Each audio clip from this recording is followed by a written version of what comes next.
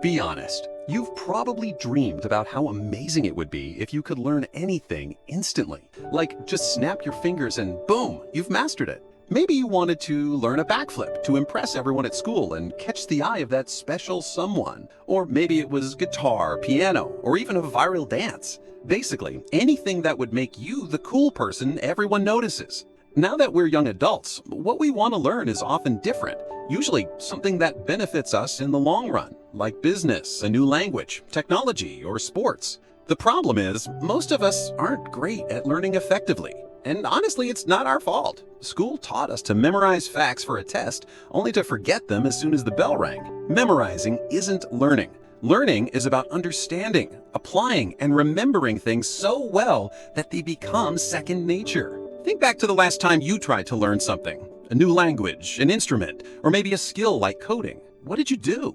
Chances are you studied hard, read a lot, or binged tutorials, and then nothing stuck. Why? Because most of us focus on input, reading, watching, listening, when we should focus on output, doing, practicing, teaching.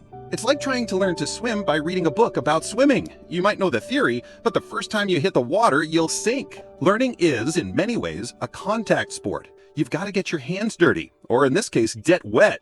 But before we go further, let's clear something up. Not everything is equally important. The 80-20 rule, also known as the Pareto principle, says that 80% of your results come from 20% of your efforts.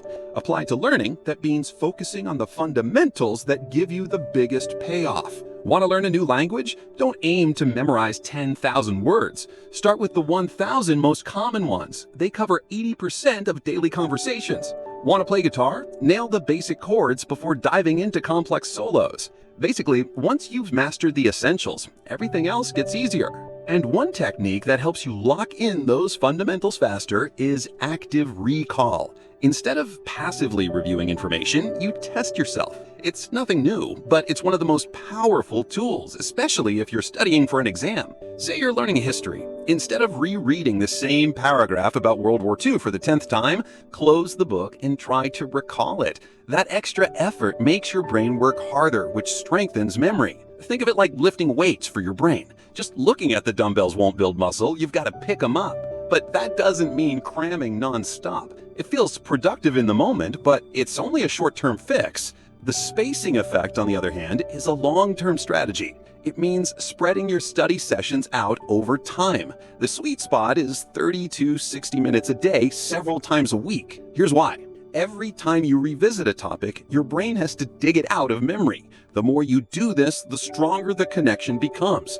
It's like carving a trail through the woods. The first time it's tough and overgrown, but each time you walk it, the path gets clearer and easier. So instead of one 6-hour cram session, do 6 one-hour sessions throughout the week. Your brain and your sanity will thank you. Remember the swimming analogy? This is where it really matters. If you want to learn faster, you need practice, but not just any practice, deliberate practice. That means targeting your weak spots, not just repeating what you already know. It'll be frustrating at first, but you'll improve much faster. Another underrated but powerful method to speed up learning is teaching. Sound backwards, right? How can you teach something you don't fully understand? But that's exactly the point. Teaching forces you to organize your thoughts and explain ideas clearly. It deepens your understanding and exposes gaps in your knowledge. You don't need to sit someone down for hours either. Just record yourself on your phone as if you were posting to YouTube. Pretending you're teaching an audience pushes you to learn it better yourself. As the saying goes, you don't truly know something until you can explain it to a 5-year-old. Another key trick, engage multiple senses. Your brain loves variety. The more senses you use while learning, the better you'll remember. Say you're learning Spanish. Don't just read words.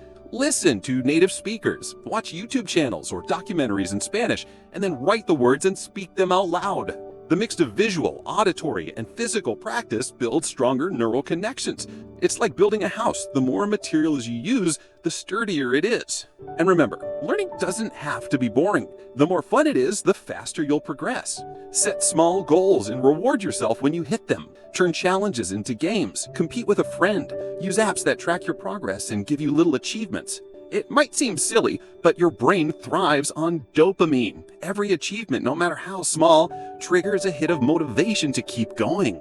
Of course, those same apps can also distract you. One second you're studying, the next you're on TikTok or YouTube. That's why it helps to silence your phone, close extra tabs, and create a distraction-free environment. Multitasking feels productive, but it's a trap. Your brain can only focus on one thing at a time. So instead of half reading a book while scrolling Instagram, give your full attention to the task. And here's something people forget. Proper rest and sleep are as important as effort. Your brain needs downtime to process and consolidate what you've learned. And the best way to do that is sleep. While you sleep, your brain organizes everything, strengthening useful connections and clearing out the junk. So if you're pulling all-nighters, you're actually sabotaging yourself. Regular breaks also make you more productive. Just like muscles, your brain needs recovery after heavy use. And finally, mindset matters. If you believe you're bad at learning, you'll struggle. But if you adopt the growth mindset, the belief that effort leads to improvement, you'll be amazed at what you can achieve. Instead of saying, I can't do this, try, I can't do this yet. That tiny word shifts your focus from failure to potential. Most importantly, enjoy the process. Because at the end of the day, learning isn't just about picking up new skills. It's about you growing as a person. And really, that's pretty simple.